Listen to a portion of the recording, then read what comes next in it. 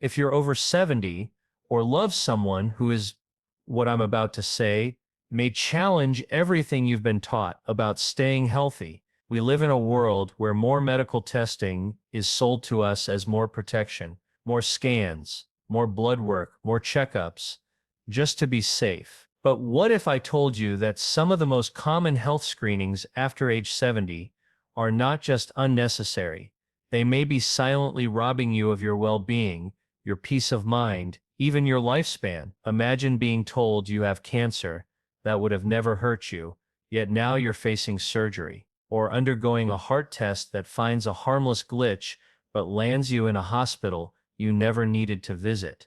This isn't fear-mongering. This is what happens when well-meaning medicine forgets to respect the aging body.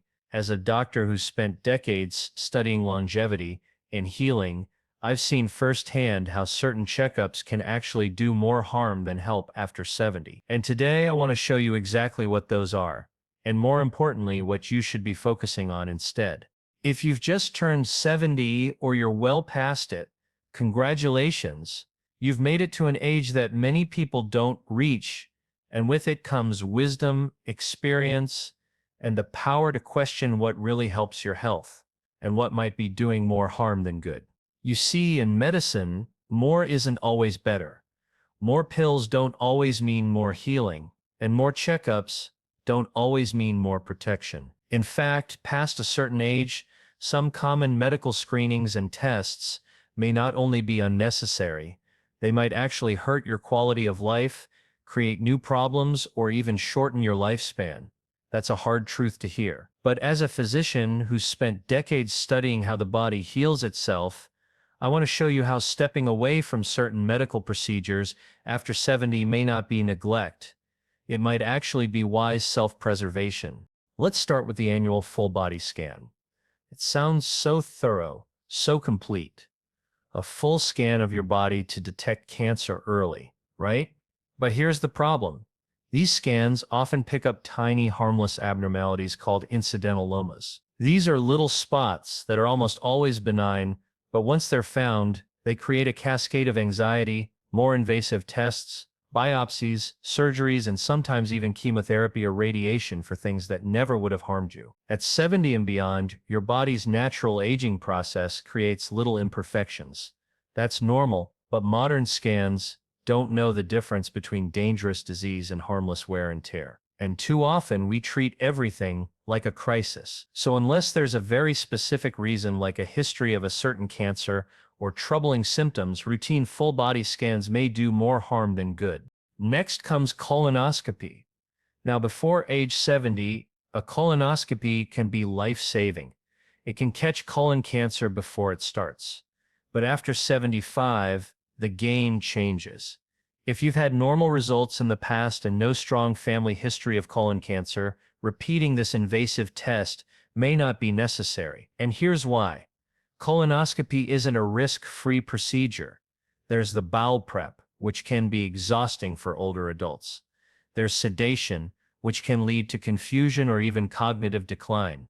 And there's a small but real risk of intestinal perforation. For a younger person, those risks might be acceptable.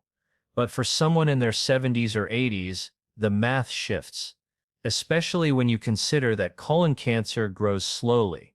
So slow that if you've had clean results up to 70, the odds of it sneaking up on you after that are very low. Now, let's talk about PSA testing for prostate cancer in older men. For decades, it was routine. Check your PSA levels yearly, and if they rise, consider biopsy or treatment. But we've learned a hard lesson. Most prostate cancers in older men grow very slowly, so slowly that they will never cause symptoms, let alone threaten your life. And yet, once that elevated PSA shows up, many men go down a path of biopsies, surgery, or radiation, treatments that can cause urinary incontinence, sexual dysfunction, and a deep sense of anxiety. What's worse, in many cases, these aggressive treatments don't extend life. So for many men over 70, skipping the PSA test isn't about ignoring cancer. It's about protecting quality of life and avoiding harm from overtreatment. And now we turn to mammograms. For women over 70, especially those without a family history of breast cancer or symptoms, the benefits of routine mammography begin to decline. That's not to say breast cancer isn't serious, it is. But just like with prostate cancer, breast cancers detected after 70 often grow slowly, and here's what many women don't hear. A positive mammogram at this age often leads to more testing, biopsies, anxiety, and treatments that may not improve lifespan, but can absolutely impact how you feel day to day. Fatigue, pain, fear, all become part of the aftermath. The United States Preventive Services Task Force actually suggests individualized decision-making for women over 74. That means it should be a personal choice based on your history, your values, and your health, not just a reflexive annual appointment. Finally, one of the most overlooked and most overused tests in older adults, routine EKGs, and stress tests in people without symptoms. You might think it's just a heart test. What's the harm? But if you don't have chest pain, shortness of breath, or any signs of heart disease, these tests often find nothing useful. Or worse, they find minor irregularities that set off alarms and send you into a whirlpool of cardiology appointments, imaging, possibly even surgery. I've seen it too many times. An 80-year-old with no symptoms gets a stress test, which shows something a little off. That leads to a cardiac catheterization, which finds a mild blockage. And suddenly, someone who was living life fully ends up recovering from a stent placement or a bypass, neither of which was ever necessary. At 70 and beyond, the focus should shift to how you feel, how you function, and how you want to live, not chasing invisible risks. So what do we take from all this? It's not about avoiding doctors. It's not about being passive. It's about being wise, about choosing carefully. The body changes with age, and so must medicine. After 70, the goal isn't just to extend life at all costs. It's to protect the quality of the life you have left. It's to be able to walk, laugh, love, and live without being caught in the medical machinery that treats every lab number as an emergency. The best healthcare is personalized, not cookie cutter. It listens to your history, your needs, your fears, your goals. And sometimes it means saying no to tests that are designed for a younger version of you. If you're over 70, this is your moment to speak up. Ask your doctor why a test is being done, what it's looking for, what would change based on the result. If the answer isn't clear or convincing, it may be time to step back and refocus on what truly matters: your vitality, your independence, and your peace of mind. This is the new frontier of longevity, not just living longer, but living better. So much of aging gracefully has nothing to do with denying the years. It has everything to do with honoring them.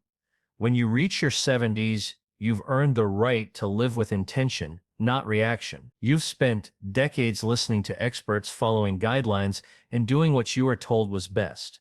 But now is the time to pause and ask whether those rules still serve you, or whether they were written for a younger body, a different chapter, a different risk.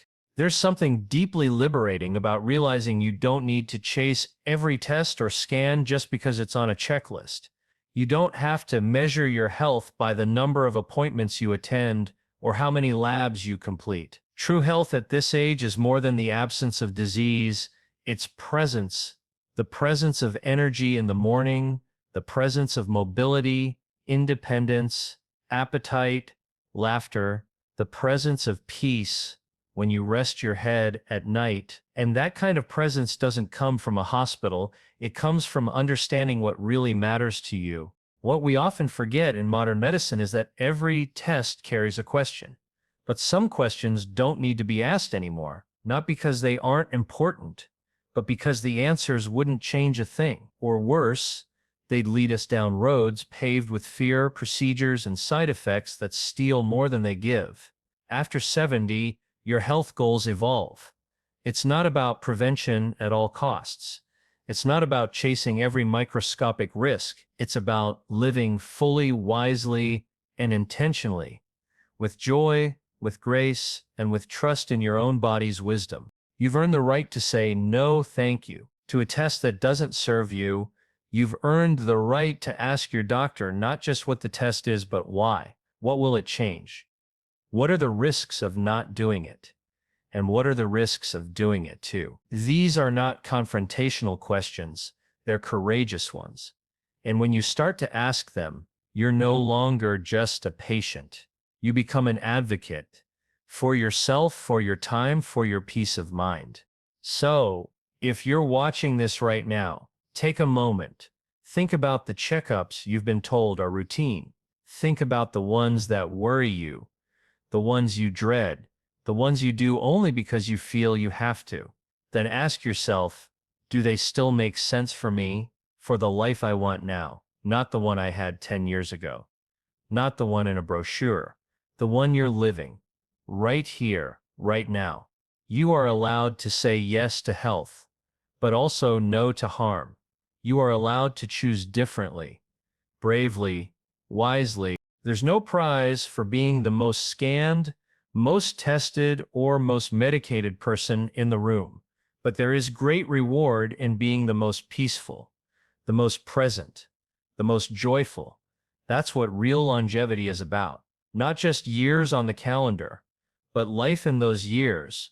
You are not fragile. You are not passive. You are not done. You are entering a season where clarity, confidence, and calm are your greatest medicine. Use them well. And remember, the most powerful decision you can make at this age may be the decision to do less. And that is not giving up. That is growing wiser.